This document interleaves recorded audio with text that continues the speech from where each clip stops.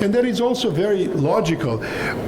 That's what we are taught in school, to use thermodynamics and to think about cycles. Nevertheless, systems have other effects, and these are effects of components. This is efficiency of the compressor, temperature differences on the evaporator, pressure drop on the evaporator, and the condenser, how to organize the system, and in applications there are some other effects.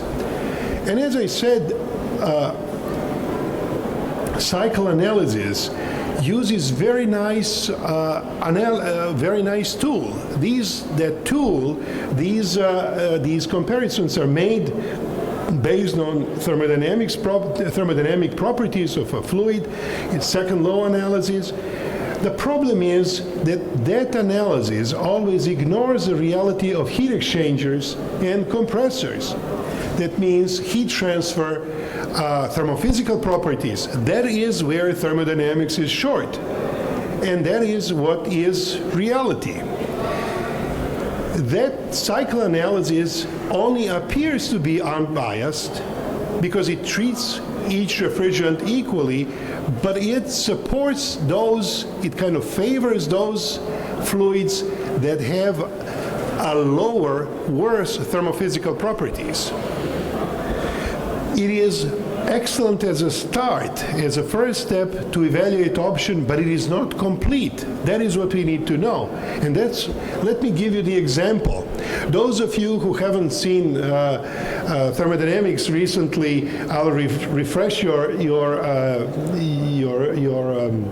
memory with just a little bit of cycles. So Carnot cycle for any fluid looks like this. This is work, this is evaporation temperature, condensing temperature, and this here is a cooling effect. And COP is how much we get for how much we paid thermodynamically. What do you see here? Here in Carnot cycle, all fluids are equal, because Carnot cycle doesn't know here for fluid. When the fluids start to look differently in cycle analysis, when we move to something which is more realistic, and this is when we go, let's say, to a Rankine cycle or Evans-Perkins cycle. And this is when we go from a wet suction to the dry suction, and then we generate here a superheated region, and then when we go from isentropic expansion to isenthalpic expansion, that means when we replace theoretically turbine here with a simple orifice or a valve, and then we generate all the losses due to expansion. So then fluids are not equal. Some fluids look differently than others. And how it looks like, let me remind you. I'm giving you here a TS cycle and pH diagram, and cycles in both of them. And I'm showing you 4 fluids. On the left side is 134A, this is here ammonia, then how CO2 looks like and how propane looks like. My point with all of these four diagrams is to show how these fluids are different when you put them in scale. The problem is we never look at them in scale. That's why we don't appreciate the differences thermodynamically among these fluids. So we need first to understand the differences, and then we can make a better design the systems better. Heat exchangers will be designed better. The cycle will be designed better. What I mean with that? It is obvious here, or if we go to pH diagram too, look how much is the loss here. After expansion in CO2, we have evaporated 50% of liquid to cool the remainder of the liquid down to the same evaporation temperature. And when we go to ammonia, we here don't do more than here, 5%, where here was 50, so the losses in expansion are significantly different. What that means? That means that our answer to improving the system and to making the system for the fluid is to try to find a way to move this point here. And there are many ways how you can do it. What that means, drop-in replacement is ridiculous. And that's what many people assume when they quickly come to the conclusions that one fluid is better than the other. That's because they haven't done a homework. And if you don't understand the differences, that's like when you come to the other country somewhere else in the world and you don't speak the English, local language, and you don't understand local culture, of course you will have a difficulty to communicate with them. You will have a difficulty to make a good system if you don't understand thermodynamics or thermophysical properties that I will go now in this step. So when reality of heat exchangers and compressor and expansion devices come into play, this is when thermophysical properties are so important. Why is that so important? Let me show you that.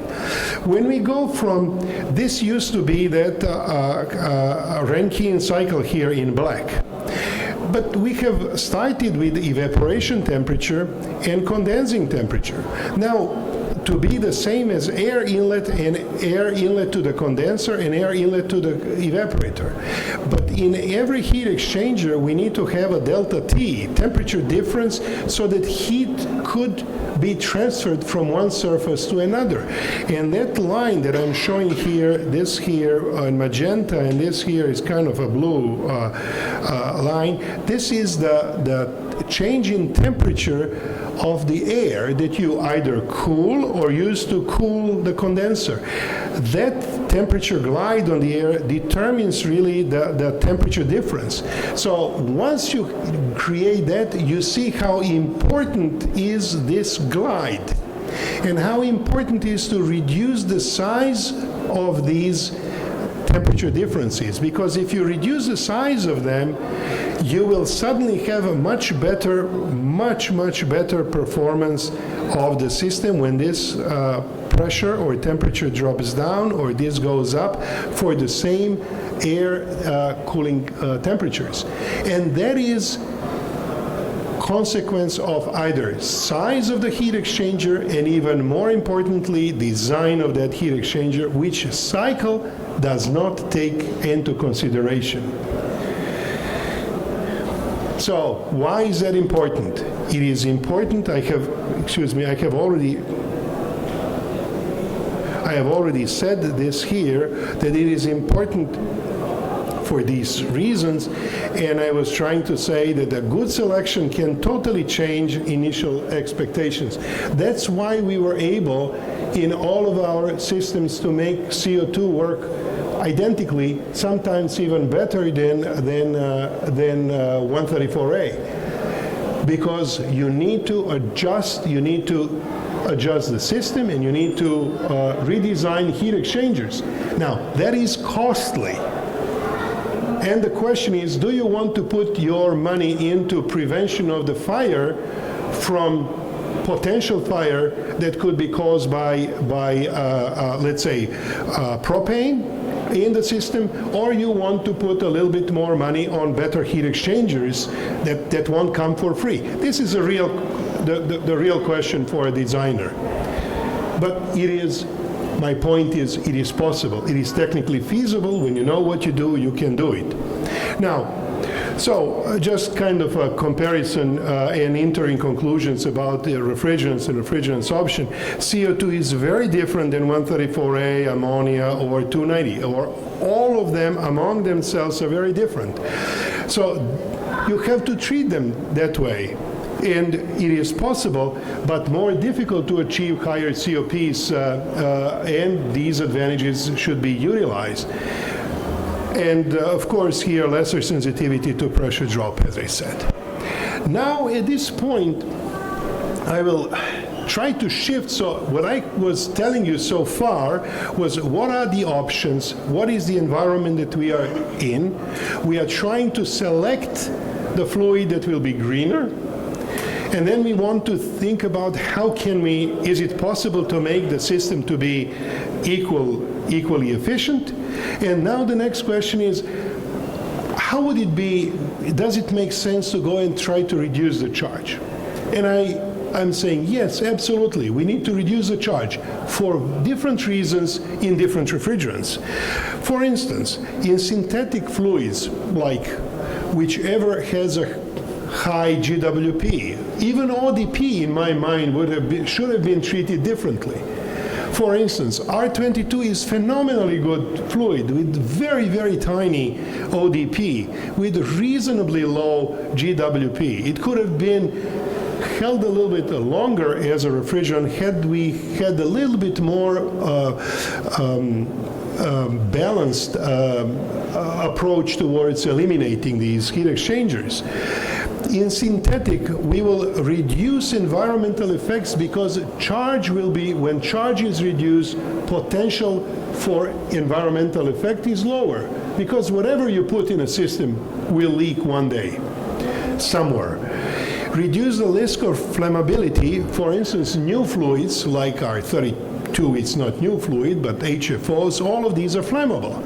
So whenever you have something flammable, you want to reduce the charge. And also, you want to reduce the charge because you will save money. So that's also very important, because nowadays these fluids are $100 per kilo and even more. So we are talking about really a substantial price. In natural fluids, especially when you work with something that is flammable, or in ammonia that is both flammable and mildly toxic, you want to reduce the exposure to these, because everything in toxicity especially is a matter of concentration. So that charge could be reduced in several ways. For instance, it could be reduced in heat exchangers, and that's where I will be focused. It could be today. It could be reduced in pipes. We need to, when we care about what is the charge, we want to go to the maximum velocity that makes sense, that do not cause reduction of the efficiency or flashing or something like that, but we want a smaller line. In compressors, really, this is reduction of internal volume or oil and refrigerant solubility in oil, or in auxiliary vessels. Their design and operation could be the way to reduce it. But the most charge is in heat exchangers, and that's why I will be focused on heat exchangers. And I will tell you 2-3 words about heat transfer effects, geometry effects, and flow effects to reduce the charge. Of course, all of this is more important for those of you that are designers of heat exchangers. And if you are a user, you can have some ammunition to talk to designers and see what is possible. And what is possible is that really a heat exchanger is made to exchange heat. And really, capacity of a heat exchanger is simplistically shown as overall heat transfer coefficient multiplied by surface area and multiplied by delta T, temperature difference. So if you have higher U, you can achieve same capacity with lower surface area. Lower surface area really means smaller volume. That's where I'm heading. And we know intuitively that, and that's what I was just showing here, we know intuitively that reduction of volume means reduction of charge. This is not the only one way, but that's why it is important to have a higher heat transfer coefficient. In other words, you all know that, for instance, when you have a brazed plate heat exchanger as a condenser, water-cooled condenser, you will have significantly less refrigerant in a condenser than when you have air-cooled condenser that has a large tubes, and especially an evaporator that needs to accommodate a lot of frost when you go to low temperatures. So that is what I'm talking about. Size and shape also have a significant effect. And what I'm telling you here that really the lower charge always happens when we agree that smaller volume means less of a charge. But what is very important is to utilize that volume wisely. In other words, the ratio of heat transfer area and the volume is important. For instance, these two shapes here have the same area, surface area for heat transfer on refrigerant side. I'm not talking here about air side. But obviously this shape, flattened tube, has much smaller volume. So the ratio of the surface to volume is that what will give you intuitively and really opportunity to reduce the charge by reducing the volume yet maintaining the surface area. Now, that doesn't come for free. That means when we reduce diameter, that leads to reduction of a volume, but pressure drop goes up. That is also true when you have a round tube and you smash that tube and turn it into flattened tube and volume is reduced, then pressure drop will go up. Now, what is the way to handle that? The way to handle that is to reduce the length of the tube. So now multi-pass tube will be shortened, and that means we will now need to have a header, manifold.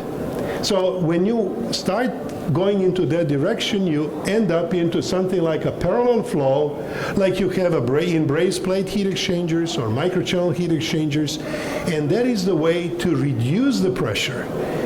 And contrary to many expectations we have seen over and over, that smaller diameter tubes, heat exchangers with the smaller diameter tubes, result in reduction of a pressure drop on refrigerant side. So, as a kind of almost conclusion, go to flattened, thin, multiple tubes in parallel, or microchannels to handle pressure with as high as possible air or water side heat transfer coefficient. That's the way to make a low charge evaporator. But I will now, at the end, just in the last minute or two, go and tell you something about flow effects in tubes.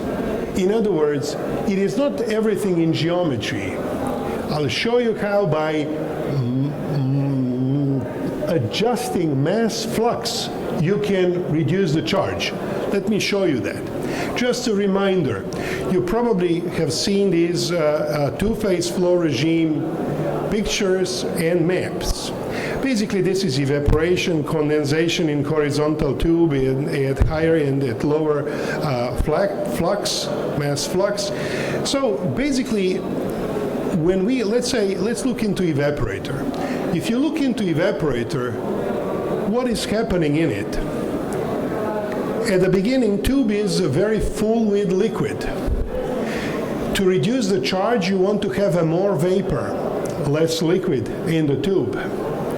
You want liquid to be where you want it to be. In evaporator, you want liquid to be at the wall, because that's where evaporation happens. And then what you want to do, you want to have higher velocity here, because as that refrigerant evaporates, volume increases, velocity has to increase. That means that vapor is the generating mechanism, flow of that vapor is a generating mechanism for flow of liquid. Otherwise, liquid will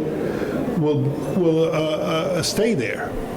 So the only force that we have is interaction between vapor that is being generated and start to flow in a greater and greater volumetric flow rate, and that it moves liquid along.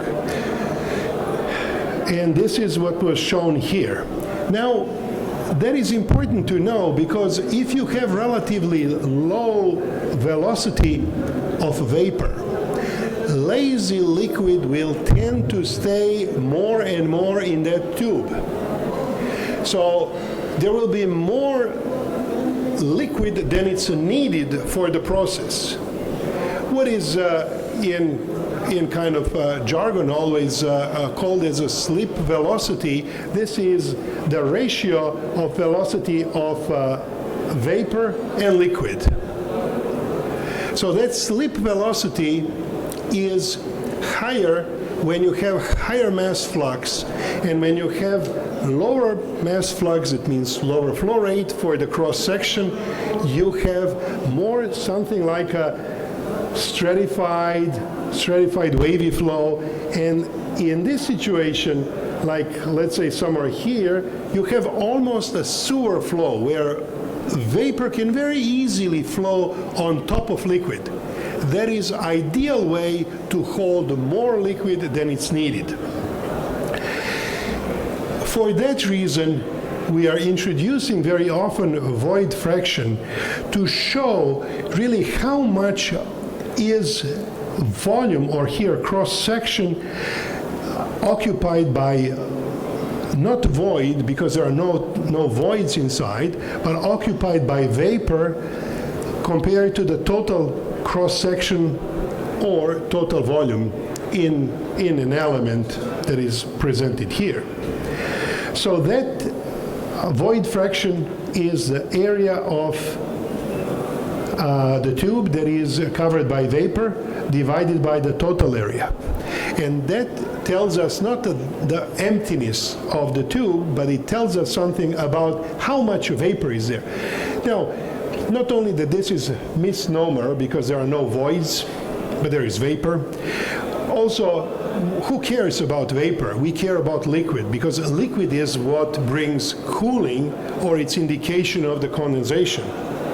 So this is what is really done by experimentalists to improve and I'll show you later how difficult it is to have accurate measurements of a void fraction. So this, what I'm showing here, is one chart with experimentally obtained values for the void fraction compared to homogeneous model and also for a different mass fluxes. What you can see here is following. This here is that void fraction as a function of quality. What that means, and this here is for 134A in 1 microchannel tube, which doesn't change anything in the explanation. If you start from evaporation, void fraction at the beginning is 0. That means there is no vapor at all. When we start evaporating here, very quickly, due to the huge ratio of volume between vapor and liquid, very quickly that tube becomes empty, and void fraction comes almost here to 0.8, 0.9, and very quickly to 1. What that means here when it's 1, that means there is almost no liquid, or at 1 there is no liquid at all. And this here area between this line and this line, whichever we take, this is really how much liquid per volume is in that tube. So we want to have as small as possible this surface area, because that means there is a very, very small amount of liquid, and that's our objective. What I'm trying to show here is effect of mass flux. Here you have 3 mass fluxes. One is 100, 200, and 300 kilograms per meter square in second. That means when you have a low mass flux, when you have that means this is a small flow rate. There is way more liquid. There is way more liquid, and that it looks in this chart that it is just a little, but it is a lot, because the difference between this void fraction and this void fraction and this here is 100%. So this is one other way to reduce the charge. Now I will just in 2 slides, if I may, show try to convince you in that what I am talking about. Wow. Sorry about that. So here you see the actual photographs of 134A flowing at 4 mass fluxes, 50, 100, 200, 300, at various qualities. And what you see is that as quality increase, that what would be like in evaporator we are evaporating, or in condenser it would be we are going from right to the left, we have emptier and emptier tubes. Same as when we, for the same quality, we increase mass flux. From here to here, tube is emptier. So my point is, these photographs are telling you the same thing, same story as you have seen here. And that is story for 134A, for 410A, and here the same story is for ammonia, but it really doesn't matter. And I came to the last slide of my story for today. And let me just give you summarize what I have told you today. This is a summary about the charge reduction. So to make a low charge heat exchangers, one should work to get higher heat transfer performance, higher ratio of heat transfer areas, air side to refrigerant side, higher mass flux, that's what I believe I have convinced you, more parallel flow to control pressure, flattened tube. That is the way to go. And the best results here are shown here, the best results that we have achieved, and I believe that's the best that was ever presented anywhere. And when I was talking about the options for refrigerants, we have seen that we are facing uncertain situation in which we don't know whether we will go with some most likely mixtures between hydrofluoroolefins and 32, or we will be going to some of natural refrigerants. And with this, I will complete the presentation. I'll be very glad to answer to any question you may have, and now or later, sometimes during this afternoon or evening. Thank you very much. Do we have any time for any question, or we have? Please go ahead. We have some questions.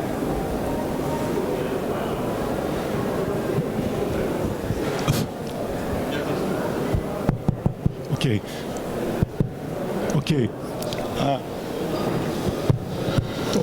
Okay. I think you may add these advantages related with the noise generation or acoustical performance of the heat exchangers. I believe if you reduce the charge or make the dimension of the things microchannel, etc., it will also improve the acoustical performance or noise reduction. Yes. Could you say a few words about it? I totally agree with you. I have been working on noise. Maybe people don't know that there have been a lot of problems with the noise, especially in plate heat exchangers, especially in plate heat exchangers for car automotive systems. Specifically 134A systems have had that in transient when undercharged in transient conditions. Plate heat exchangers can generate significant noise. That noise could be in form of acoustic resonance, and that acoustic resonance typically happens when you have a structure that generates bluff bodies, and then von Karman streets of vortices are generated, and when that frequency coincide with the natural frequency of the cavity, you have a very strong acoustic resonance, and you have a whistling evaporators.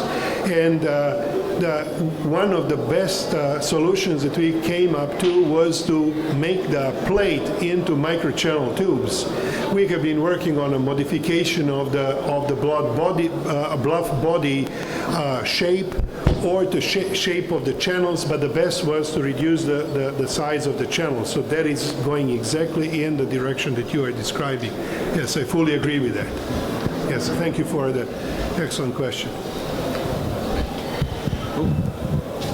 With that, it gives me great pleasure to present this to my friend, Professor Hrnjak.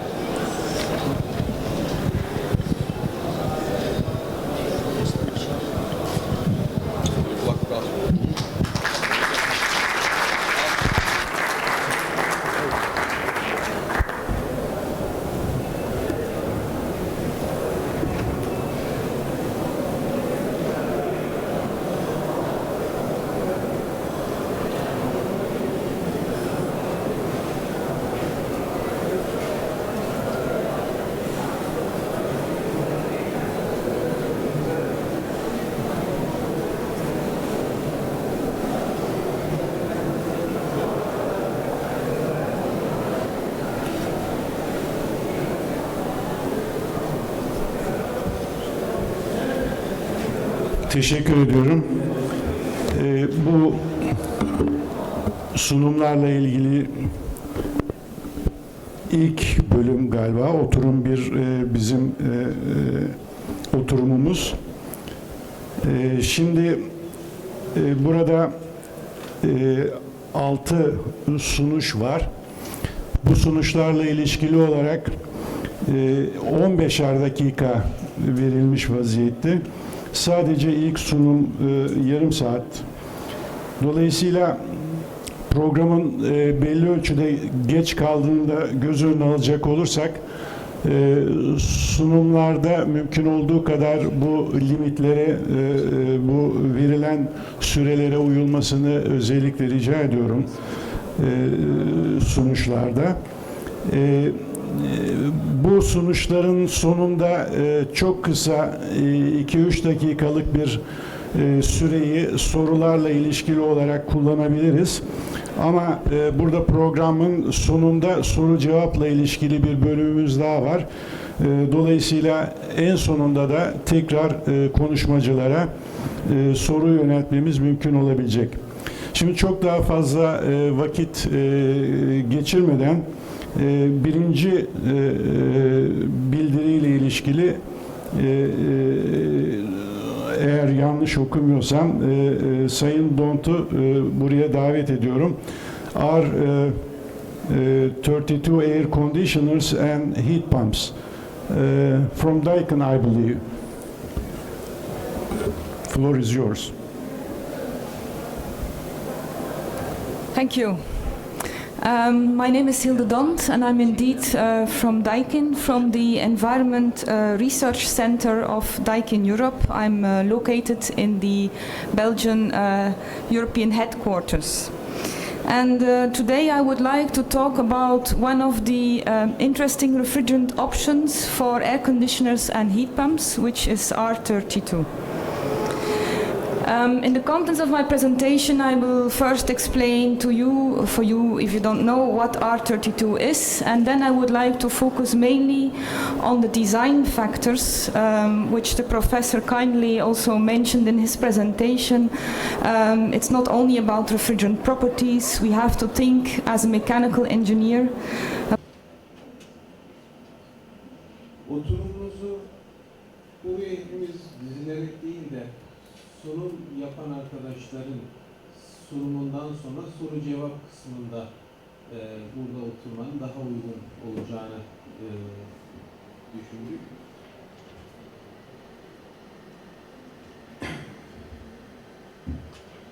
Yapılarda ısıtma, iklimlendirme, havalandırma dediğimiz zaman mesleğimiz hem politikanın içerisine giriyor, enerji politikalarını dizayn ederken hem stratejilerin içerisine giriyor. Çevrenin direkt merkezindeyiz. Ekonominin en önemli enstrümanlarından biriyiz. Sağlık sektörünün hem sebeplerinde varız hem sonucunda varız. Kısacası yapmış olduğumuz meslek yaşamın olduğu her yerde olan bir meslek.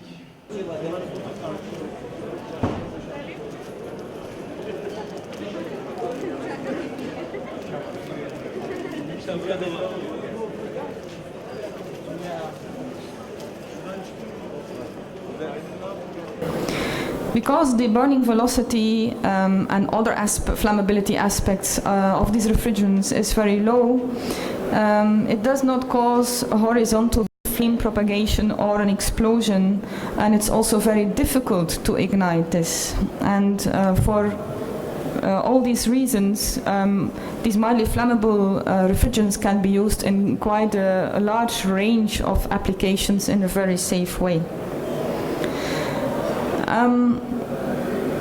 As a conclusion, R32 we feel has very excellent energy performance characteristics for air conditioners and heat pump applications. It allows you to reduce the refrigerant charge and system dimensions while maintaining or increasing energy efficiency, depending on your marketing strategy. The higher discharge temperature of R32 for compressors is not really an issue because it's manageable. Suitable oils for R32 are also available, and it has the advantage of being a single component refrigerant.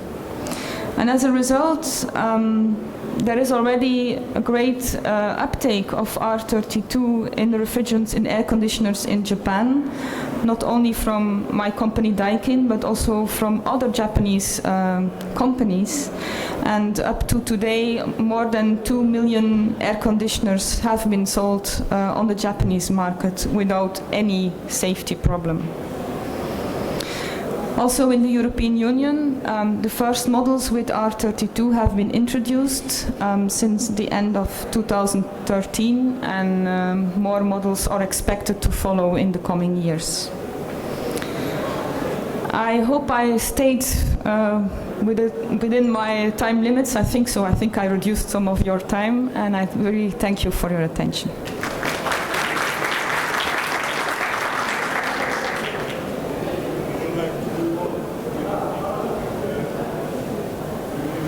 No, I said so.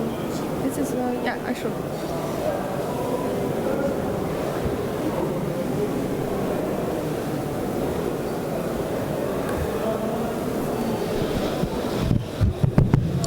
Okay, thank you very much. Just a minute, perhaps we may have a question or two.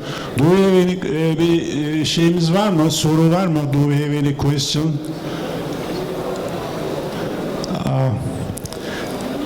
I think we don't have any.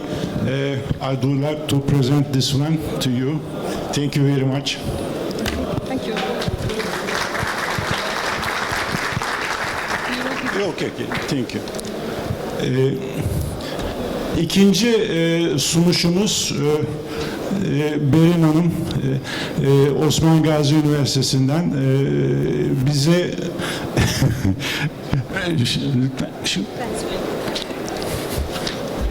özür diliyorum. Berrin Erbay bize a numerical study on the lowered fin compact heat exchangers isimli bildirisini sunacak. Buyurun efendim.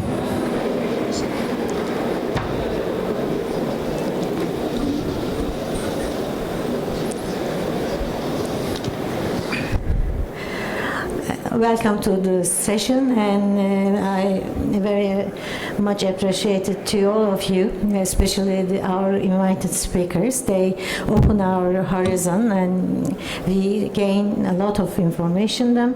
Thank you for all of you, and especially for the coordinators, Professor Nilüfer Eğrican.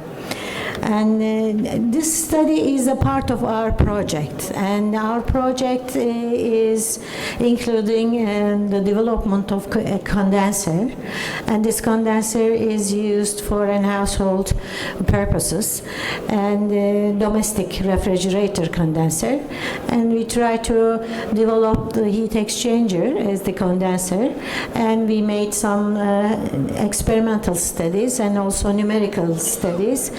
And, but here I will only include a part of some numerical studies.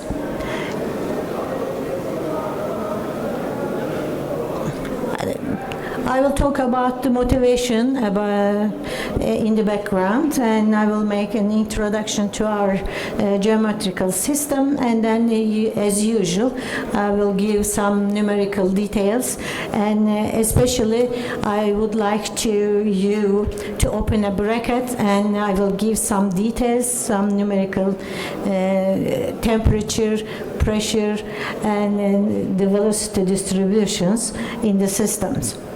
And you know, more efficient heat exchangers are very important because we need them to get in high efficient systems.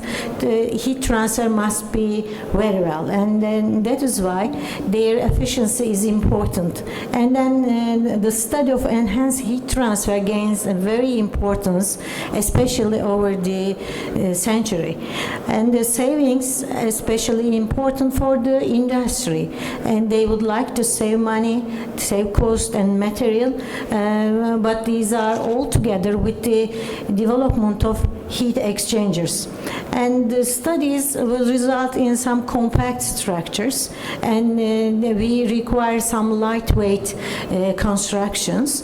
But for the enhancement of these devices are not always small structures. They may have very high, very big dimensions also. To enhance heat transfer surfaces, we have certain properties, certain purposes, and our purpose is to make heat exchangers more compact, to reduce the pumping power required for a given heat transfer process, and the last purpose is to increase the overall heat conductance in that heat exchanger. And to get a higher heat conductance is important, and it can be exploited by two ways. Either you can obtain an increased heat exchange rate for fixed fluid inlet temperature, or to reduce the mean temperature difference for the heat exchange also. We know heat transfer enhancement techniques can be categorized in two groups. The first group is the passive methods, and the second group includes active methods. The passive methods, they have no direct application or for the external forces, and they employ some special surface geometries, and also using the fluid additives are considered as the passive methods. For the active methods, they require some electromagnetic field applications and some surface vibrations, and that's why they require some external power requirements. And therefore, the passive methods are especially accepted and applied, and the majority of commercially interesting group is under this group. And for the active methods, we can say that they attracted little commercial interest because they include some additional cost, and they also create some problems such as vibration and acoustic noise. For the special surface geometries, in order to get higher thermal conductances and overall heat transfer coefficients, we have some basic ways for the application. We can increase the effective heat transfer surface area only, and this per unit volume, of course, and there is no, in this case, there is no appreciable increase in the heat transfer coefficient. And for example, plane fin surfaces is adapted to increase the effective heat transfer area. We cannot say that they increase mostly the heat transfer coefficient, but in order to increase the heat transfer coefficient, this is the second way to increase the overall heat transfer coefficient.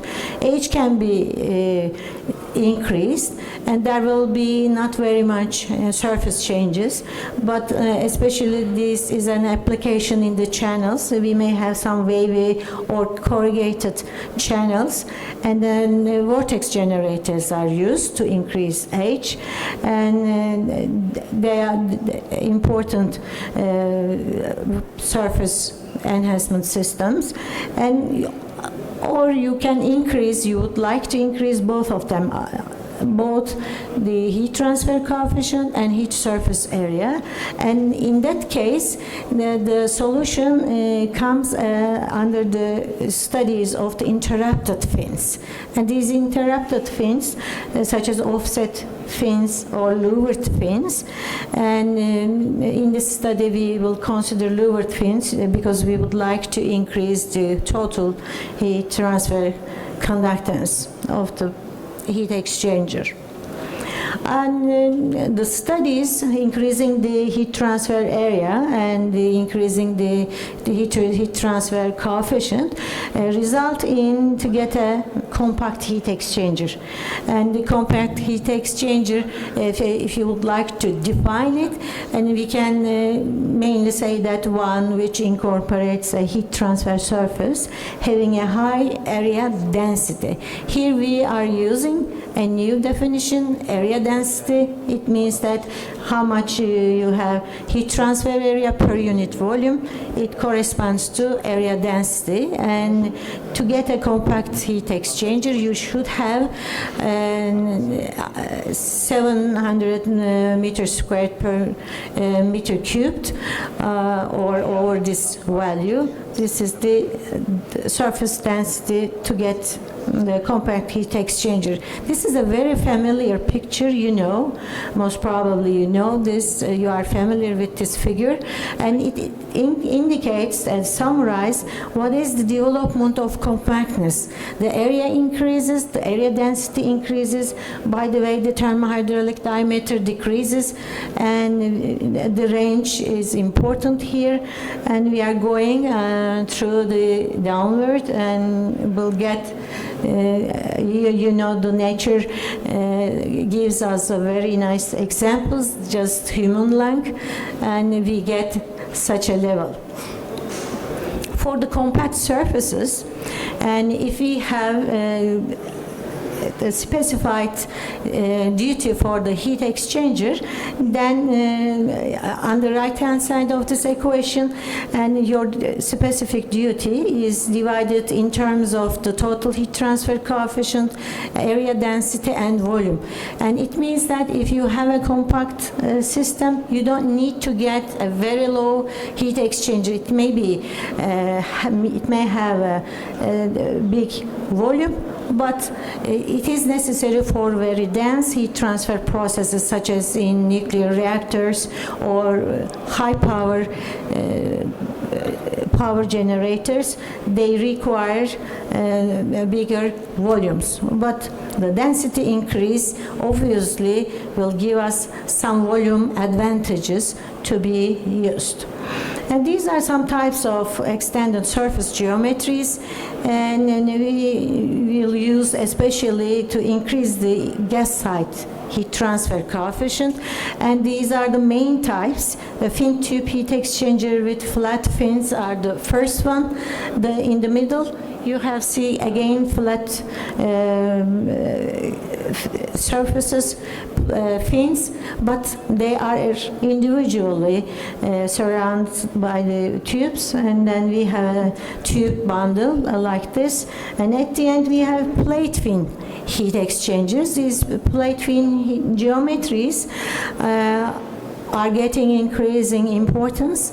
You know, they are compact, and also they let us to get high heat transfer rates, and they are produced by considering some sandwich structures, and they present some controversial fluid flows through this.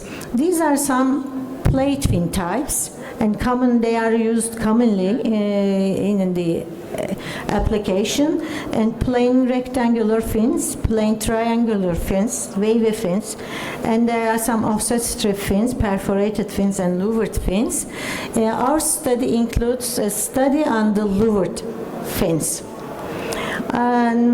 This is the system that we have studied. In the system, On the air side, heat transfer on the air side is studied, and we have multi-port aluminum extruded flat tubes, heat exchanger, and there are some louvered fins between these flat tubes, and we studied the effect of lower angles on the heat exchanger performance, and we use some different Reynolds numbers, but we choose them as small ones because this is a domestic application and we have a lower powered fan, and that's why this is important for us.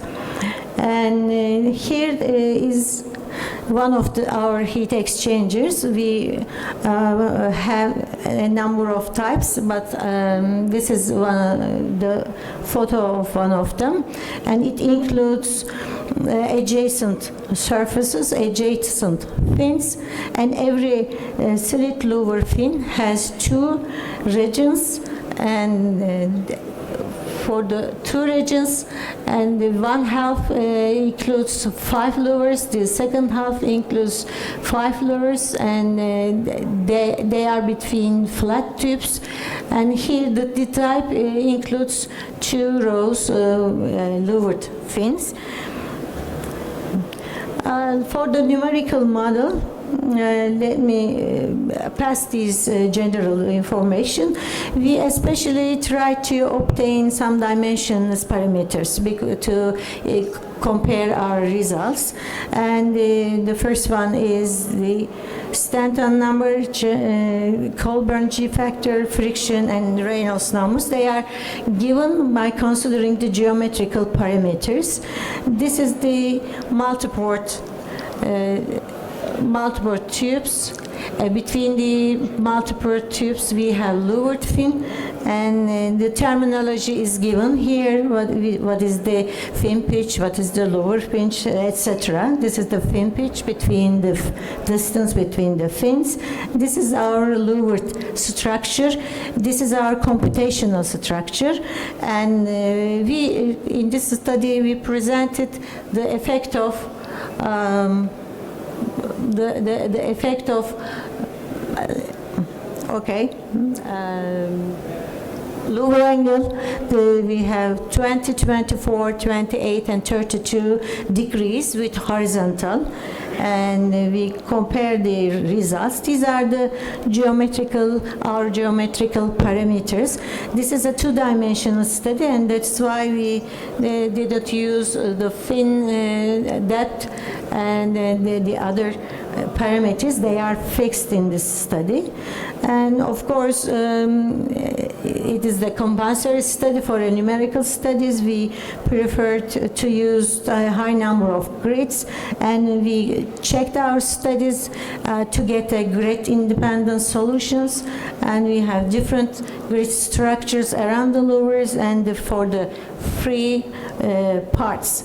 And this is the velocity distribution, and we preferred colored types, and in order to see the effect of lower angle on the velocity distribution, if you look at a little bit closer, we obtain different structures. We have boundary layers on both sides, on the upper side and the lower side, and their thicknesses are different, and if the thickness is high, and then we have higher velocities, and at the beginning the inlet velocity, the inlet fluid impinges on the upper surfaces of the louvers, and they are oriented with these directions. And here, for example, we have higher velocities because the boundary layer blocks the channel, and the mass flow rate is the constant, and that's why we get higher velocities at that portion.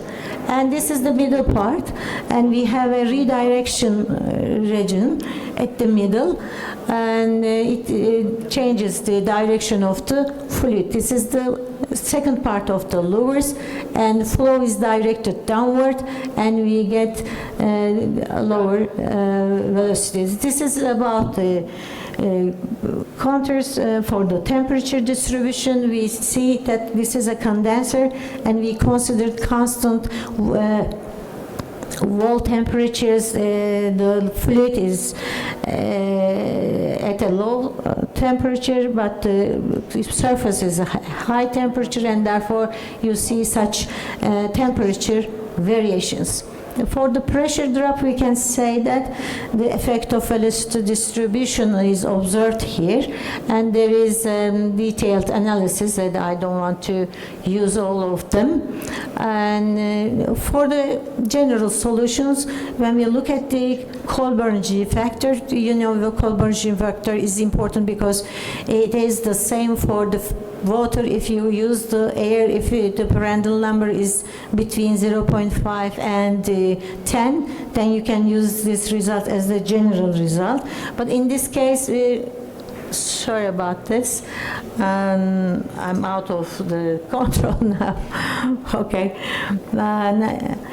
As a result, you are looking at me, and as a result, I will complete my sentences, and we have to need to look at the thermal performance of the system and also friction factor and the pressure drop properties together to get an optimum solution.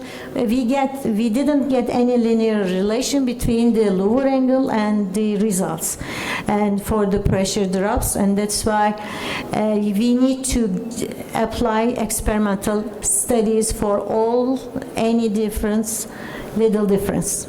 Thank you.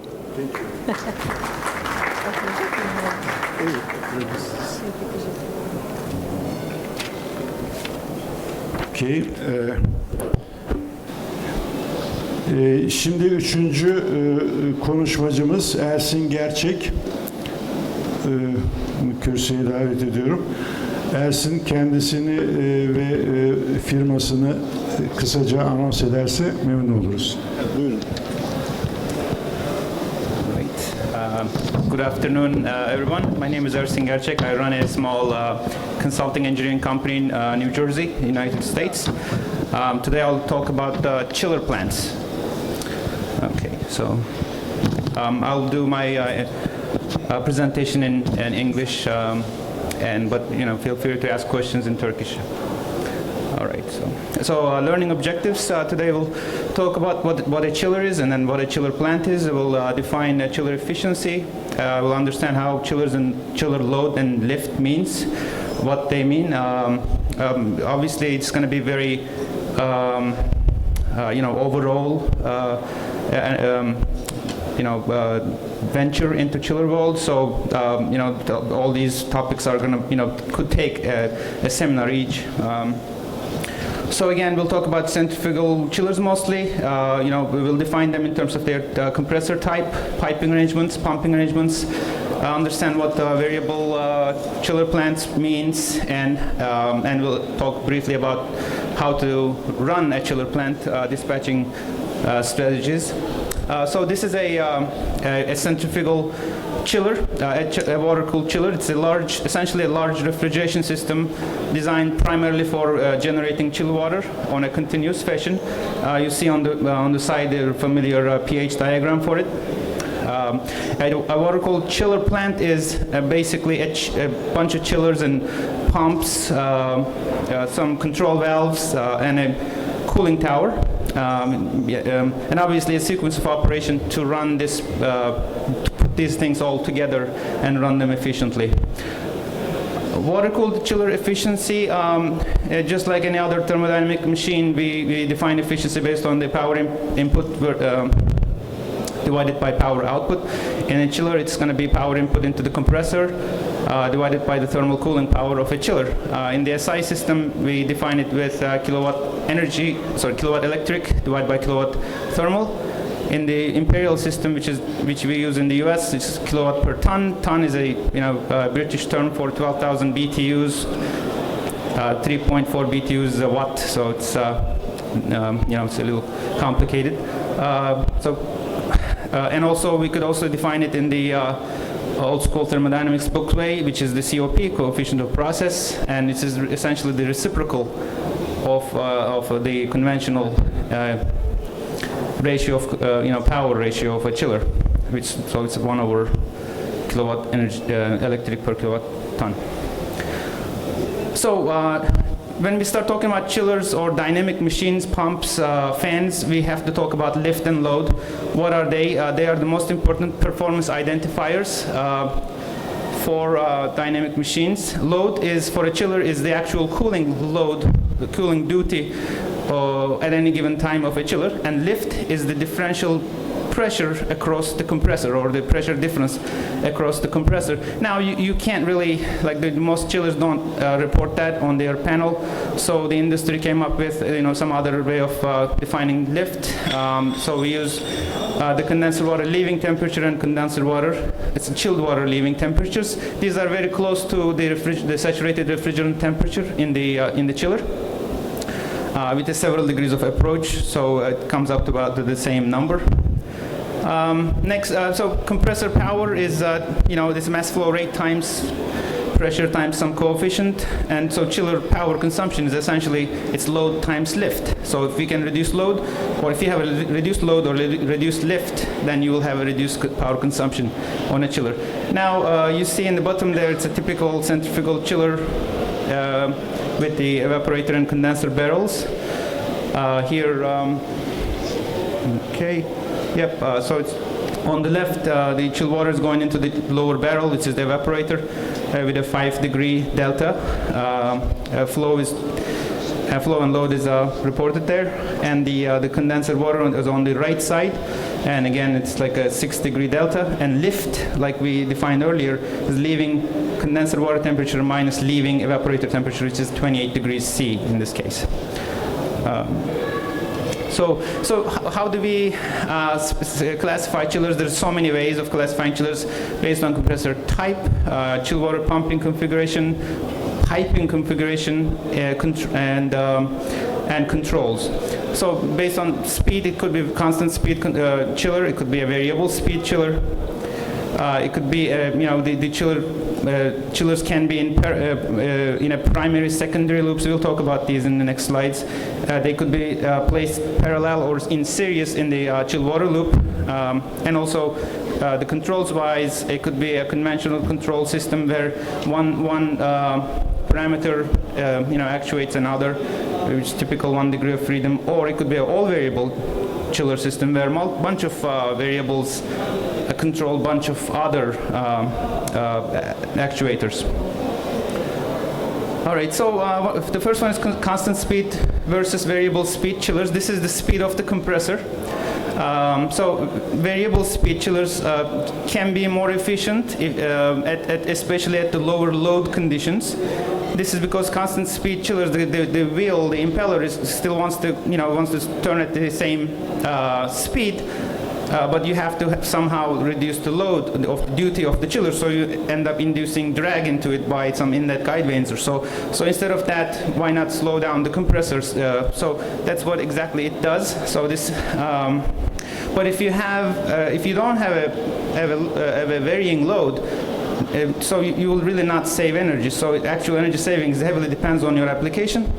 For example, a comfort cooling application in the northern hemisphere, where you'll have some warmer, like a milder summer days and some hot days where the load varies, you'll have a great opportunity for a variable speed chiller. But on the other hand, if you have a process cooling application with a fairly constant load on your equator where the ambient temperatures doesn't change much, then you will have you may be better off with a constant speed chiller. But it's very unlikely that typically a variable speed chiller often beats the constant speed.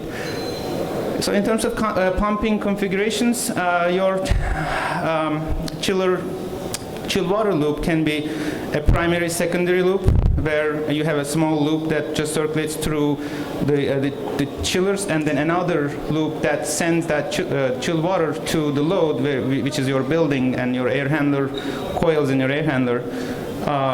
Or you could have a variable primary chiller. This is just single big loop that everything, the chill water flows through the chillers and goes to pump to the load and then comes back around.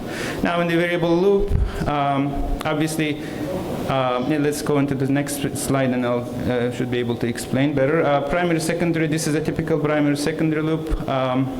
So on the left you have the primary pumps. So we're pumping chilled water through the chillers, and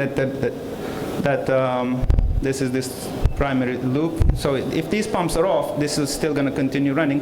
Why they did this in the past? Because the chillers didn't like varying loads and varying flow, so they wanted a constant speed through chillers, and then another one that could possibly vary. And obviously, this could be a variable loop, like a variable flow loop. So in that case, you would have two-way valves here. If this valve closes, then the path is less resistant. So you could in that case less pressure drop. So you could slow down those pumps and save some energy. This is a variable primary chilled water loop. But as you see, there's no secondary pumps. So these the primary pumps are pumping through chiller 1, 2, 3, and then to the load. In this case, if all these valves are closed, there's no way to water to go, nowhere to water to go. So you have to add this control, like a safety valve, essentially, just to make sure that minimum flow is always run through the chillers. All right, so in terms of piping configurations, chillers can be placed in parallel, or they could be placed in series. So the parallel is very self-explanatory. It's the most common chiller configuration. It requires fewer control, I would say, maybe not valves, but it's easier to create a redundant system with a parallel chiller configuration. In the series counterflow piping configuration, you have your chillers in series, and the full water flows through each chiller. So the chillers are typically, you want them to be equally loaded, and because I'll explain later, because you'll have less lift on each machine, you'll have more efficiency in this case. So this is typical parallel piping. The chilled water on the left coming in at 12 degrees and going through both chillers, coming back out at 7 degrees and going back, and the condenser side is the same thing. In this case, each chiller produces full delta T and lift, which is the temperature differential necessary for any given condition. In the series counterflow piping, chillers are obviously in series and full, like I said, so the full, okay, go back. So all right, so the full amount of condenser chilled water goes through this barrel and then goes through the second barrel, goes back. So these barrels, these chillers are more expensive because they have more coils in them, or they will have more pressure drop, so your pumping is more expensive. So here, as you see, this for the same load and same delta T's, your lift on the chillers, which I'm showing on the right here, is 25 degrees. In the parallel system, it was 28 degrees. So that's 3 divided by 28, that much more efficient. Not necessarily, but this is basically more efficient. The problem with series counterflow is, excuse me.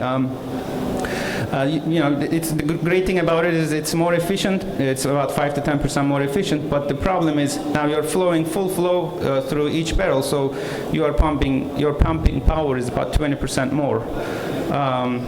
And each chiller has to remain online unless some additional piping is installed to isolate, which means more cost. So that also introduces redundancy problems, which I'll explain now. So redundancy requirements for a series counterflow chiller arrangement are a little more expensive. For a parallel system, you add another chiller next to your chiller, and now you have 100% redundancy. So with the series counterflow, you have to have, for that same load, you have to have 2 chillers to begin with, and to be redundant 100%, you need 2 more. So this is this is the kind of the cost issue. Now, if you have 10 chillers in a like a huge shopping mall, adding 2 more chillers may not be that much more cost. So this is typically done on very large chiller plants, like university campuses and large shopping mall centers. So let's talk about condenser water system very quickly. So your elements are condenser water pumps, piping, and cooling towers. One of the measures to do is most important is, most typical is basically putting a variable speed drive on your cooling tower fans instead of on-off control or two-speed fans, and have your cooling tower fans be modulated based on condenser water supply temperature. And the other measure that you can do with the tower fans or the cooling towers is resetting your condenser water supply temperature based on the ambient wet bulb temperature. Well, I'm not going to get into psychrometrics now, but basically, theoretically, as you know, you cannot evaporatively cool more than wet bulb temperature, or maybe several degrees near the wet bulb temperature. So resetting your condenser water supply temperature, allowing 4 or 5 degrees of approach and floating would be a very efficient energy efficiency measure. So it's very recommended. By implementing this, let's say you set your condenser water temperature to 70 degrees, condenser water supply temperature to 30 degrees Celsius, and then but your wet bulb temperature is 32. So the cooling tower is never going to make it. So your fan is going to run 100% speed all the time. So to eliminate this, we implement this measure. Variable speed condenser water flow is a relatively new application. This wasn't done much in the past because chillers didn't like that, varying flow and temperatures. The savings are achieved by reducing flow when the cooling load or lift is lower, and the savings come from the good old affinity laws. If you reduce your flow by a certain percent, the power consumption is reduced by the cube of that. So reduction in 20% may actually be a 50% energy savings.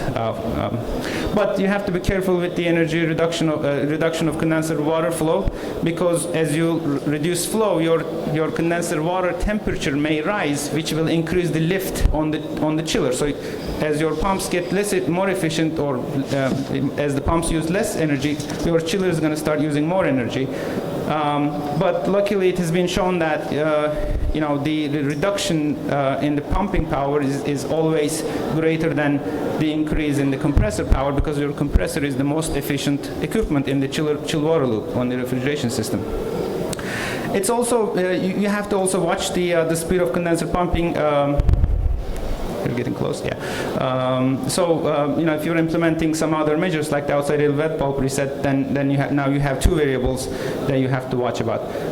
Very briefly, all variable chiller plants. This is very new. Now that we have all the computers everywhere, we can take a whole bunch of variables and then control some others. And this is still a proprietary technology. You can buy them, and they are implemented around the globe. Efficient operation of chillers. You have to have a balanced system. Implement time of day schedules, turn it off when you're not using it. Set points intelligently. Reset strategies, implement them, and run the best chiller for the current load left conditions, which comes to my last section here, chiller dispatching. This is probably one of the most important aspects of chiller plant operation, and it's also one of the most commonly asked questions. If I have 50% load and two chillers, should I run one chiller at 100% or two chillers at 50%? Fortunately, a good understanding of lift and load helps you tremendously.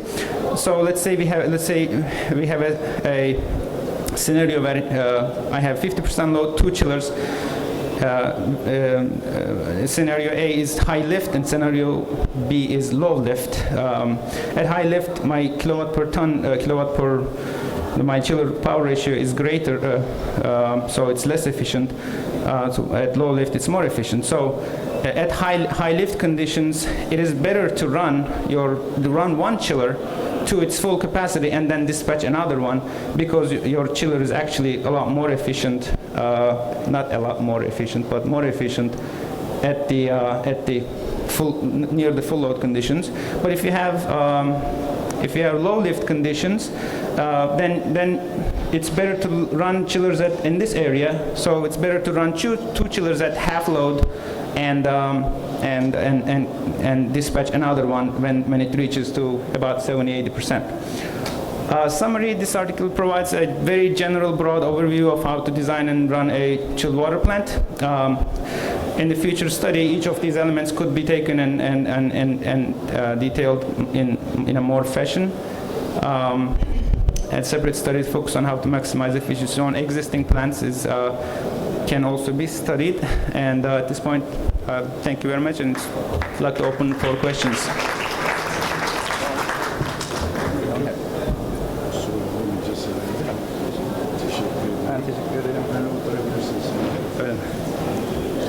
Evet. Dördüncü konuşmacımız Veysel Ergül. Comparative economical analysis of air and ground source heat pumps for different climatic regions of Turkey. Veysel Yıldız Teknik Üniversitesi'nden. Buyurun.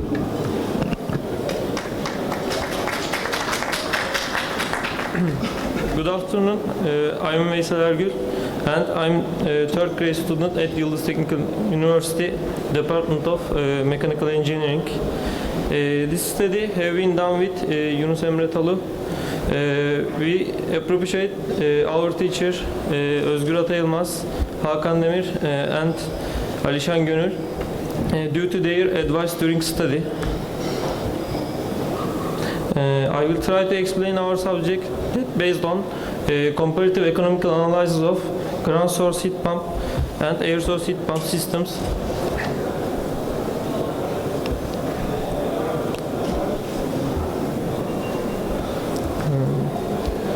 Firstly, I will talk about purpose of the study, and secondly, I will give calculations, and finally, I will draw some conclusions. As you know, heat pump is a device which provides heat energy from a heat source to a heat sink, lower temperature to higher. As you know, it takes different names based on usage aims such as ground source heat pump, air source heat pump, and water source heat pump.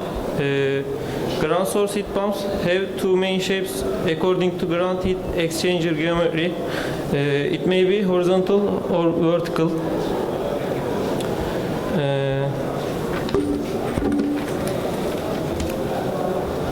To provide the heating demands of building by using ground source heat pump and air source heat pump were examined for 4 cities in different climate region of Turkey. Aim of the study is payback period calculation depending on difference between operating and initial costs. Expectation is ground source heat pumps COP values will be higher than air source heat pumps COP values. Depends on the temperature of the ground, becomes relatively constant with depth, and is closer than the ambient air to temperature desired for human comfort. Air source heat pump operating cost will be higher according to the COP difference. We will see that in next slides. I will try to explain a calculation method. Daily average soil for depth of 1 meter and air temperature values obtained from Turkish State Meteorological Service in 2012 for 4 different cities that each of them represents 4 different climate regions. Selected cities are Antalya, Istanbul, Ankara and Erzurum. Triple-decker building was chosen for heat loss calculation. It's assumed that wall heating was applied in the building.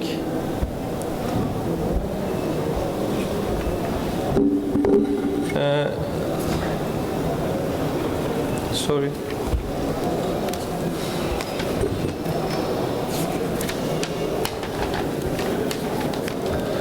I want to start with soil temperature calculation. Horizontal pipes were used for ground source heat pump evaporator, and pipes were placed 2 meters deep from the surface. The soil temperature taken from Turkish State Meteorological Service for 1 meter was adapted to the widely used correlation that was given for one-dimensional distribution in semi-infinite medium, this equation. And in this figure, similarity can be seen between calculated and taken for 1 meter, and depth of 2 meter soil temperature was calculated for each day of year. For the heat loss calculation, first of all, heat transfer coefficient was determined. Heat losses were calculated for different outdoor air temperatures. Heating zone temperature assumed 20 degrees Celsius due to comfort conditions. In this figure, you can see variation of heat loss depends on outdoor air temperature. Also, this correlation was found between air temperature and rejected heat. COP values were calculated for different evaporation temperatures. As all you know, COP values depends on rejected heat at the condenser and compressor work. It was assumed that condensation temperature is 40 degrees Celsius. R410A refrigerant used in system. In our study, we accepted compressor's isentropic efficiency 80%. We checked that COP values using Solkan analysis program.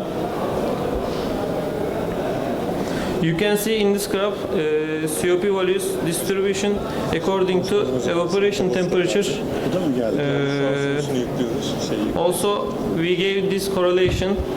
COP values of ground source heat pump and air source heat pump were accepted equal at same evaporation temperature. Evaporation temperature is equal to air temperature minus 8 for air source heat pump and soil temperature minus 5 for ground source heat pump. In order to make a real comparative economical analysis, we have to calculate the total costs. Consists from two parts, initial and operating costs. We assume that the size of outdoor unit components changes as usage of ground source heat pump or air source heat pump, but indoor unit components are same for each system.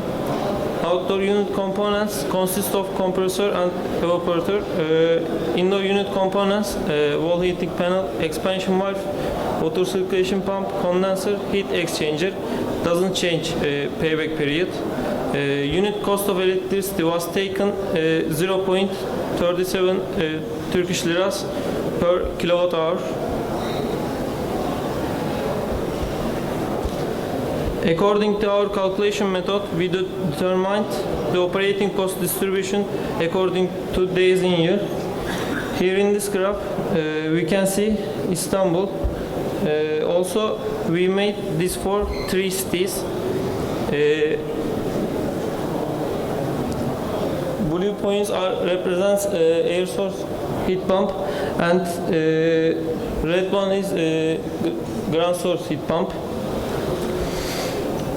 This figure for Istanbul, but especially I want to show a figure which is for Erzurum, because Erzurum is colder in terms of both air temperature and soil temperature than other selected cities, according to taken data from Turkish State Meteorological Service. This is also for Ankara, and this is for Erzurum. As seen in cold days, especially in January and February, there are much difference between operating costs because of soil temperature is almost stable all of year. It's obvious that air source heat pump and ground source heat pump operating costs close in months, having lower heat loss from building in April, May, June and October.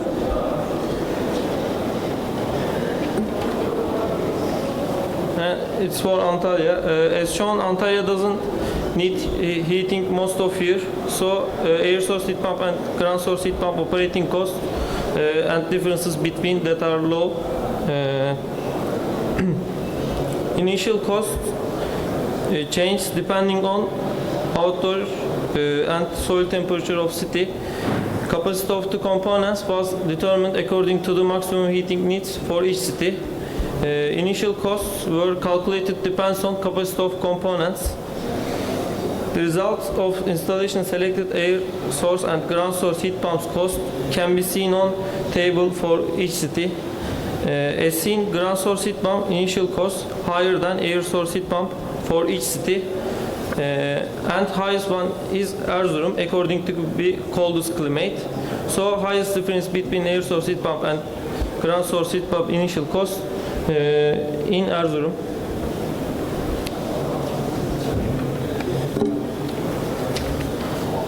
Net present value method is used for economical calculations. Yearly nominal escalation rate of electricity unit cost was calculated 11% as depending on average escalation rate of between years 2005 and 2014. Yearly nominal interest rate was taken as 8%.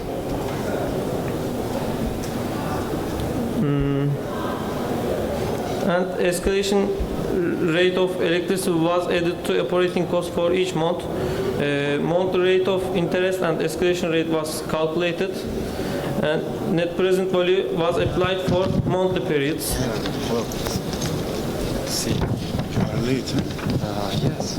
This is sample calculation of Erzurum for first year. As I said before, differences between operating costs are high just in colder months. For example, in January, you can see that in January, ground source heat pump is more profitable as 36%. It was calculated using this method for 50 years and each city. Draw this figure. You can see that annual cost for 50 years. Lastly, payback periods are determined. You can see that for Erzurum, and this is for Ankara. In table, payback periods can be seen. In this study, we took into consideration that heat pump system used only heating. It's clear that ground source heat pump systems are more appropriate than air source heat pump for heating application in cold regions. But if ground source heat pump used to provide the cooling demands, ground source heat pumps COP values will be higher than air source heat pumps COP values, because soil temperature values will be lower than air temperature in cooling days.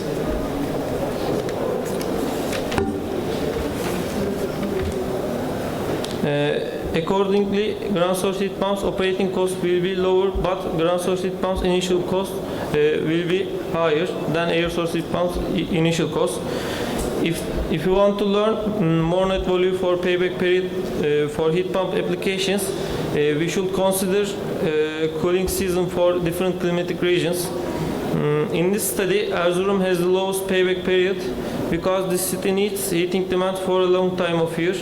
As shown on this table, payback period for Antalya has the highest value. Since Antalya has warmer climatic and it doesn't need heating most of year, if we take into account cooling demands, the payback period will be quite lower. Now I would like to invite any questions you may have. Thank you for your attention.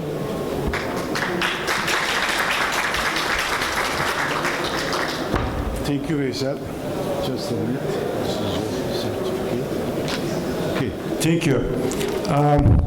The buses will start at 5 o'clock. Then we have to finish this session before 5. So I would like to ask the remaining speakers to be in the limits of the time. Okay, the next speaker is Anders Olsen, textile-based ventilation, energy savings in large multi-purpose sport arenas. Okay.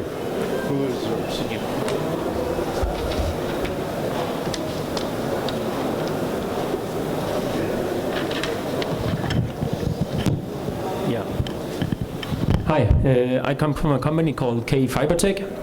We produce textile-based ventilation ducts. We actually manufacture them. I work in the R&D department, and I worked within the textile-based ventilation business for the last 8 years approximately. Today I'm going to talk to you about energy savings in large multi-purpose sports arenas. first I want to talk to you about what is actually textile-based ventilation system, and afterwards I have two examples with case stories.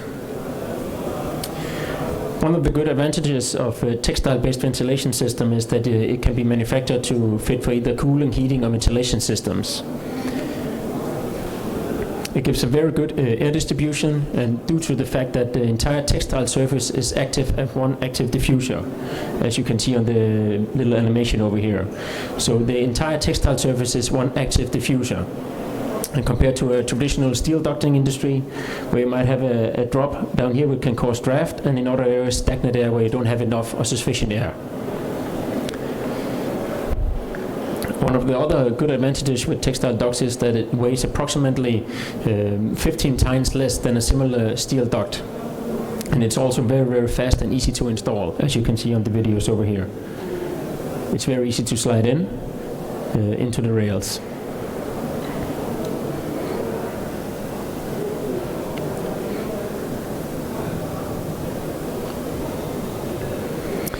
You can get it in all the colors you would like to. If you have a traditional steel duct, it needs to be painted. For instance, in this example here, it needs to be painted white.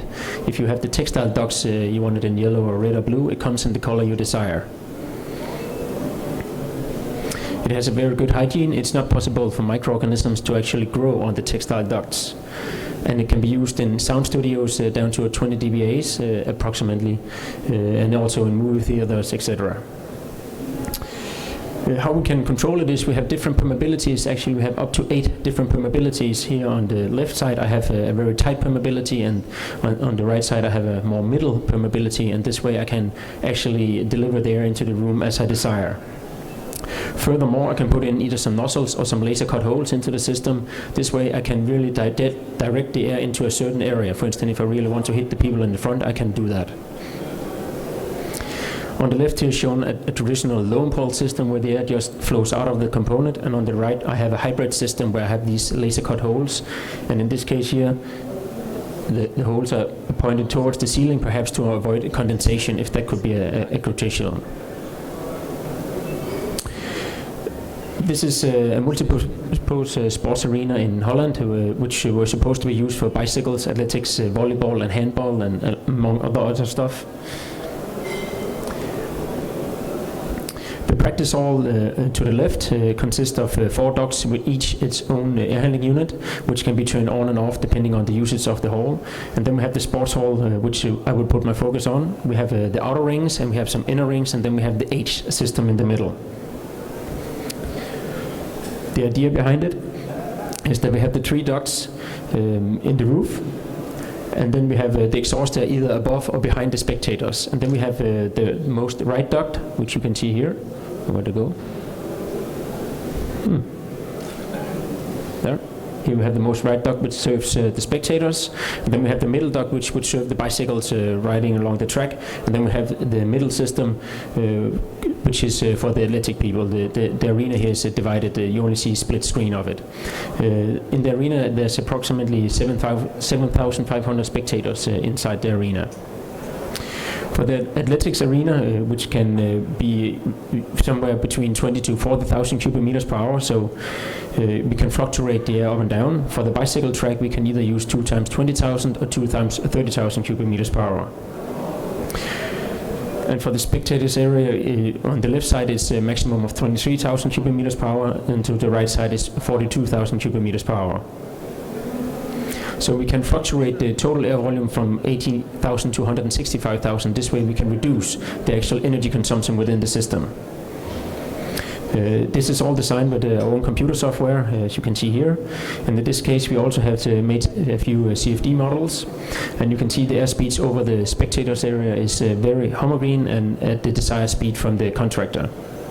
And also you can see the temperature within the room is very homogeneous throughout the entire surface, entire area. When it's run with full capacity, the bicycles and the spectators, it means that, for instance, in the middle of the area you might have stands where the bicycles can be changed and etc. Then we have 165,000 cubic meters running in the system. Then you might have a medium spectator load, and you might not have the stands in the middle. Then we can lower the energy volume, actual airflow to 109,000 cubic meters per hour. It was very important from the contractor that no fumes from the mopeds would hit into the stands where the people were sitting, and we were able to accomplish that. When it's just used for plain training, that means you don't have any spectators. Then the inner circle is turned on, and the H system in the middle for the athletics people are turned on. This way we have the minimum of 80,000 cubic meters per hour. The last part is the swimming pool, also from Holland. Before it was replaced with the textile docks, the people and the users of the pool were really complaining about the indoor environment. It was very uncomfortable to be there. It was very moist, and you could really feel the chlorine vapors inside the room. So after we had improved the system, we were able to lower the air volume with 2/3 compared to before. We were able to lower the humidity, which is now average between 50 to 55%. Before it was averaging between 40 to 70%. And the reason for that is they run with daylight savings time, so they were going up and down in temperature. I'll show you that in a second. The humidity at the windows is of course a little bit higher, but with the textile system it's only 55 to 56%. And in the windows with the old steel-based ventilation system, it was all the way up to 75%. We also measured the temperature gradient, the vertical temperature gradient, and with the textile system we were able to keep it less than 0.8 degrees from a half a meters all the way up to 5 meters of height. Whereas the old steel-based ventilation system at 1.8 meters of height, it was fluctuating with 3 degrees Celsius during 24 hours. After we had installed, we were able to lower the total energy consumption of the sports complex with 25%. And of course the indoor environment inside the swimming pool was significantly improved. This is the data loggers for the old steel-based ventilation system, and they were trying to reduce the energy, and that is why they came up with the idea to run with the daylight savings time. And you can see that the temperature is fluctuating from day it's very high and nights very low.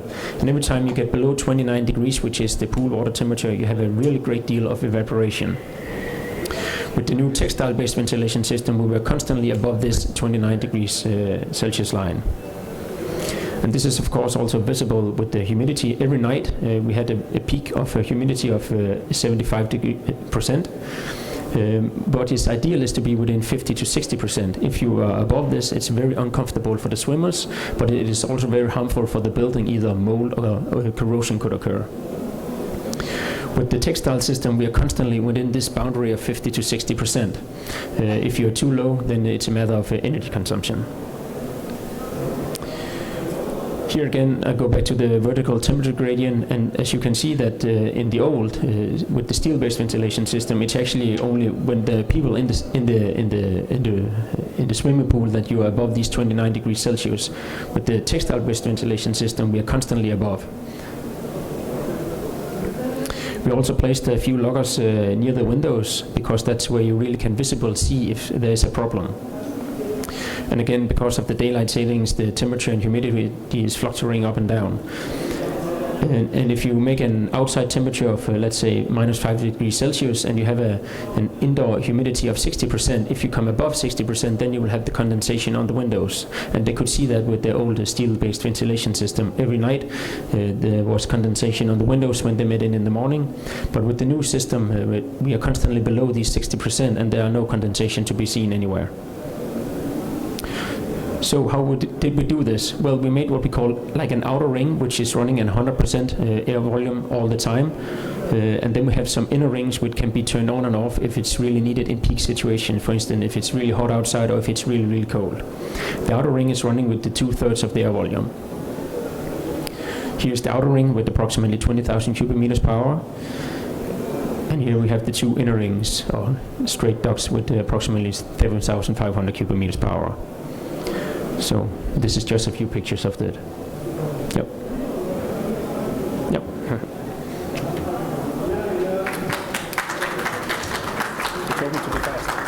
Okay, thank you very much. Thank you. This is yours. Okay, we come to the next speaker and the last speaker. Silviu Dobosi He is our very dear friend from Reva. Please welcome.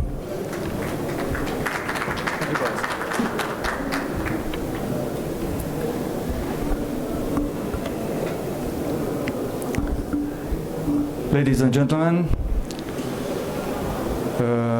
thank you very much for coming to this conference, to this symposium, and in my quality of sorry, it's not the good presentation. There is another folder, Istanbul, and but anyway, I will speak before. I am here representing REVA, which is the European Federation of National Association in Heating, Refrigerating and Air Conditioning. And I want to express my gratitude to our colleague from Turkey, the TTMD Association, which is one of the most important associations in REVA. And I remember 4 years ago we organized in Antalya the Klima 2010, and Professor Ahmed was one of the best organizer of this Klima 2010.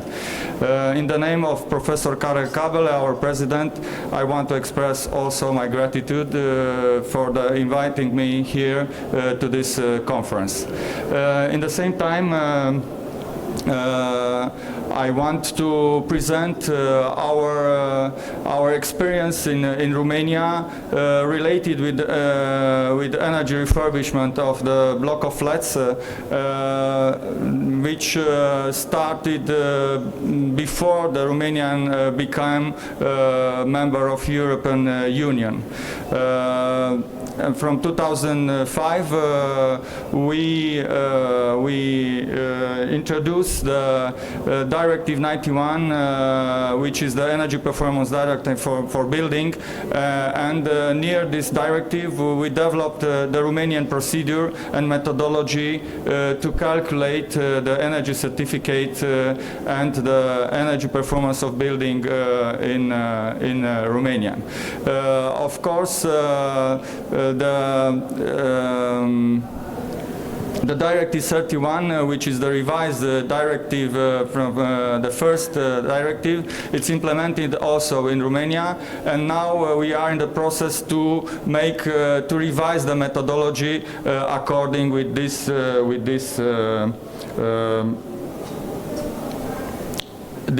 directive.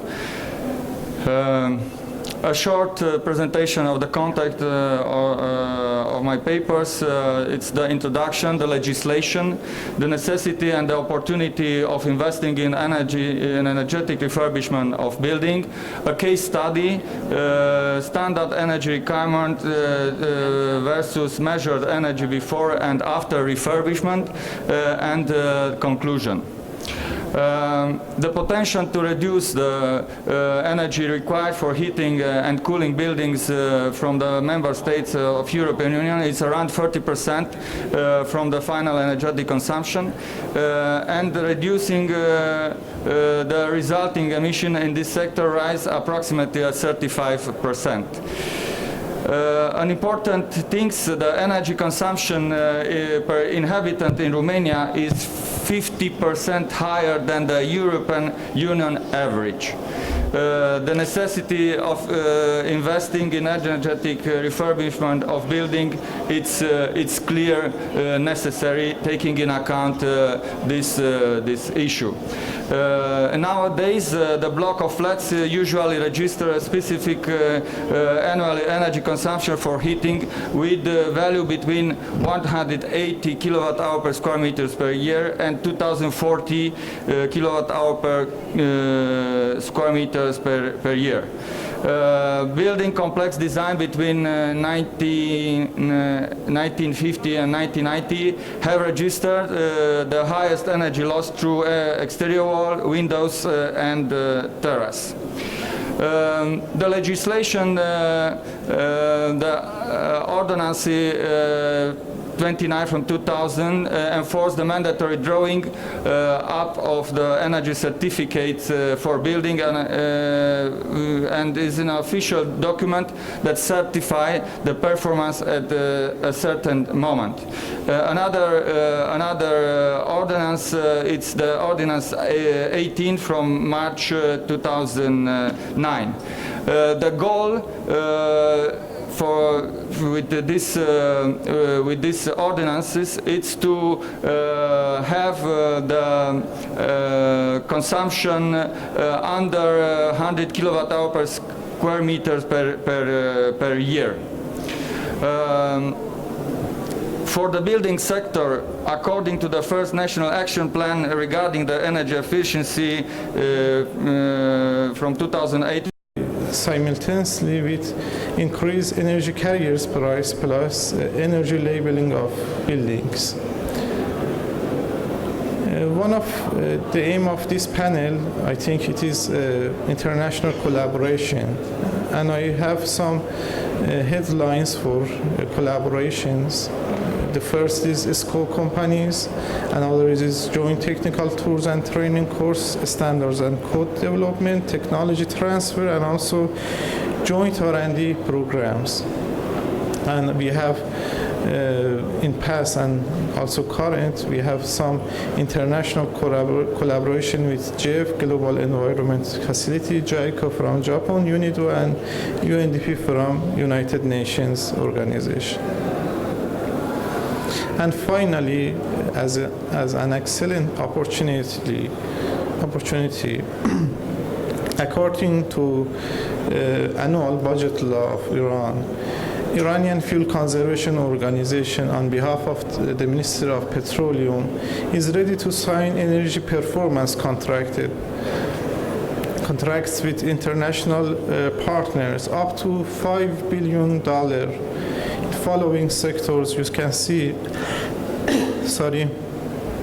implementation of energy efficiency measures in buildings, industry, and transportation sector, and also development and promotion of renewable energy applications. We shake hands with all of you, and we need your helps to pass these challenges in near futures. Thank you for your attention.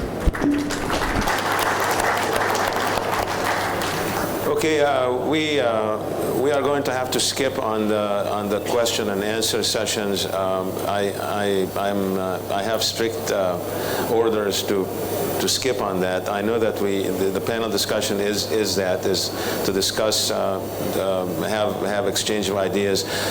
If I may have your permission to have that kind of discussion maybe in the hallways. I know our speakers are going to be here with us, so they will be available to talk to you in private. For the sake of time, we're going to have to end the panel. I know that you're okay. I'm going to give you. I'm going to give you 10 seconds to make a quick question then. Okay. Yeah.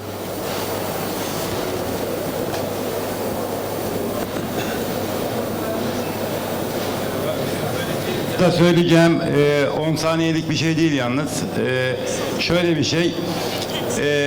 Hazır bakanlık görevlisi abilerimiz de buradayken şöyle bir şey söylüyorum. Neden enerji? Sürdürülebilir bir hayat için enerji. Sürdürülebilir bir hayatta kim var? İnsan var. İnsan sürdürülebilir bir devleti oluşturuyor. Sürdürülebilir devlet içinde de işlerlik için gene bir enerji gerekiyor. Bunun için de önemli olan ilk şey bence tüketim değil, üretim değil, tüketimi dengelemek. Üretimi istediğiniz kadar üretin. Kapınızın önünü istediğiniz kadar temizleyin. Bir dakika sonra pislettikten sonra orada herhangi bir şekilde temizlik göremeyeceksiniz. Önemli olan tüketimi dengelemek. Biz ihtiyacımız olan bir metrekarede, ihtiyacımız olan kapasitede bir cihazı kullanmazsak, sadece işte yeni teknoloji çıktı, buraya yeni teknolojiyi alalım, şöyle yapalım, böyle yapalım deyip affedersiniz lüks takıntısına girecek olursak, suları bugün üretim diyoruz, enerji üretimi. Enerji üretiminin kaynaklarına bakıyoruz. Kaynakları kendimiz kurutursak, daha sonra biz hangi paneli yaparsak yapalım, hangi kanunları çıkartırsak çıkartalım, hiçbir zaman için enerjide verimlilik sağlanamayacaktır. Bu benim görüşlerimden bir tanesi. İkincisi TSE diyoruz. TSE Türkiye'deki standartları koyan kurum. Fakat bence TSE'ye bir TSE gerekiyor. Niye TSE gerekiyor? Çünkü elektrikle çalışan bir sanayi kurumuna ziraat mühendisini götürüp oradaki ölçü aletlerini ziraat mühendisine denettirirseniz buradaki TSE'den ne hayır bekleyeceksiniz? Sıkıntılarımız aslında çok fazla, fakat ben vaktinizi almayayım daha fazla. Sadece söyleyeceğim bu kadar. Thank you very much. You raise a lot of good issues, and I'm not sure that we have enough time to address it and give it the attention that it actually deserves. But let us make this maybe perhaps the topic of another discussion in the future. And I appreciate your thoughts. Thank you very much on that. I'd like to just take a few seconds to give a certificate of appreciation to our speakers. So if you just bear with me. I'm going to start with the first speaker.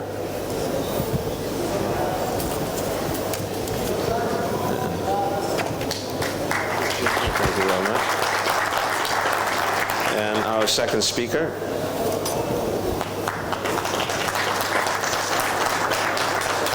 Thank you very much. Thank you very much. Please say that. Thank you very much. Okay, this concludes our panel session, and I believe that we're late for lunch, so we'll see you around. Thank you.